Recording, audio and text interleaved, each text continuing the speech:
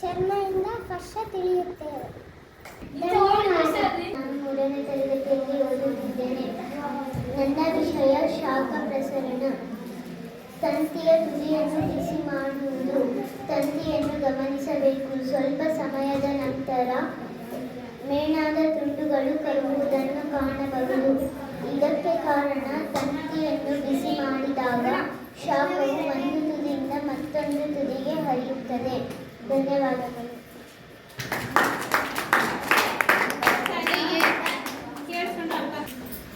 ನನ್ನ ಹೆಸರು ವೈಷ್ಣವಿ. ನಾನು 4ನೇ ತರಗತಿ ಓದುತ್ತಿದ್ದೇನೆ.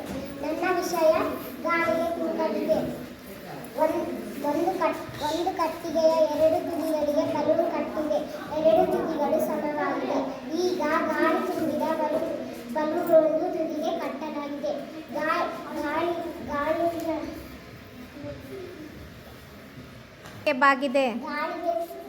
ತುಂಬಿದ ಬಲೂನಿನ ಭಾಗ ಕೆಳಗೆ ಇಳಿಯುತ್ತದೆ. ಇದರಿಂದ ಗಾಳಿ ಬೇಕು. ನಾನು 3ನೇ ತರಗತಿ ಓದುತ್ತಿದ್ದೇನೆ. ನನ್ನ ವಿಷಯ ಮಾಯಕಲೆ.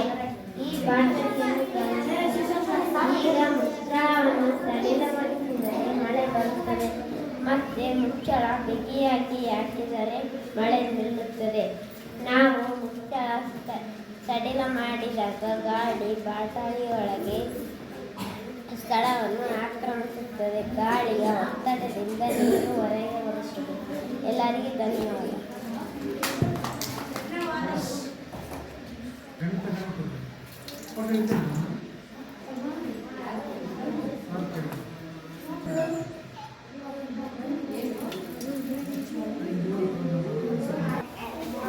ನನ್ನ ಹೆಸರು ವಿಜಯ್. ನಾನು 6ನೇ ತರಗತಿಯಲ್ಲಿ ಓದುತ್ತಿದ್ದೇನೆ. ನನ್ನ ವಿಷಯ ವಾಟರ್ ಕೂಲೆಂಟ್. ಗಾಳಿಯ ಸ್ಥಳವನ್ನು ಆಕ್ರಮಿಸುತ್ತದೆ. ಬಲೂನಿನ ಒಳಗಿರುವ ಗಾಳಿ ಬಾಟಲಿಯ ಒಳಗೆ ಸ್ಥಳವನ್ನು ಆಕ್ರಮಿಸುತ್ತದೆ. ಆಗ ಗಾಳಿಯ ಒತ್ತಡದಿಂದ ನೀರು ಹೊರಗೆ ಬರುತ್ತದೆ.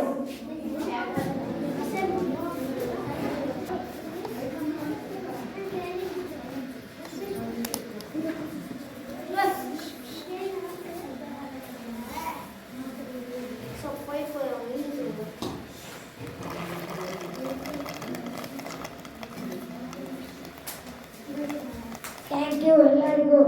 ನನ್ನ ಹೆಸರು ಮಾನಸ. ನಾನು 4ನೇ ತರಗತಿ ಓದುತ್ತಿದ್ದೇನೆ. ನನ್ನ ವಿಷಯ ವಸ್ತುವಿನ ಸ್ಥಿತಿಗಳು. ಅಣುಗಳ ಜೋಡಣೆಯ ಆಧಾರದ ಮೇಲೆ ವಸ್ತುವಿನ 3 ಸ್ಥಿತಿಗಳನ್ನು ಕಾಣಬಹುದು. ಅವು ಘನವಸ್ತು, ದ್ರವವಸ್ತು, ಅನಿಲ ವಸ್ತು. ಈಗ ಘನವಸ್ತುವಿನ ಬಗ್ಗೆ ತಿಳಿಯೋಣ.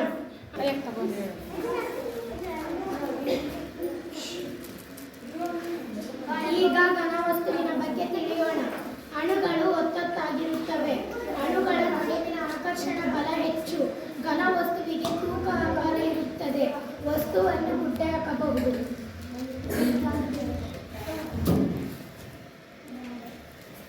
ಈಗ ದ್ರವ ವಸ್ತುವಿನ ಬಗ್ಗೆ ತಿಳಿಯೋಣ. ಅಣುಗಳು ಅಷ್ಟಾಗಿ ಒತ್ತೊತ್ತಾಗಿರುವುದಿಲ್ಲ.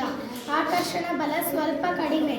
ದ್ರವ ವಸ್ತು ಜಾರುವ ಚಲಿಸುವ ಸ್ಥಿತಿಯಲ್ಲಿರುತ್ತದೆ. ತಾನಿರುವ ಪಾತ್ರೆಯ ಆಕಾರ ಹೊಂದುತ್ತದೆ. ಗುಡ್ಡೆ ಹಾಕಲು ಸಾಧ್ಯವಿಲ್ಲ. ದ್ರವ ವಸ್ತುವಿಗೆ ತೂಕವಿದೆ.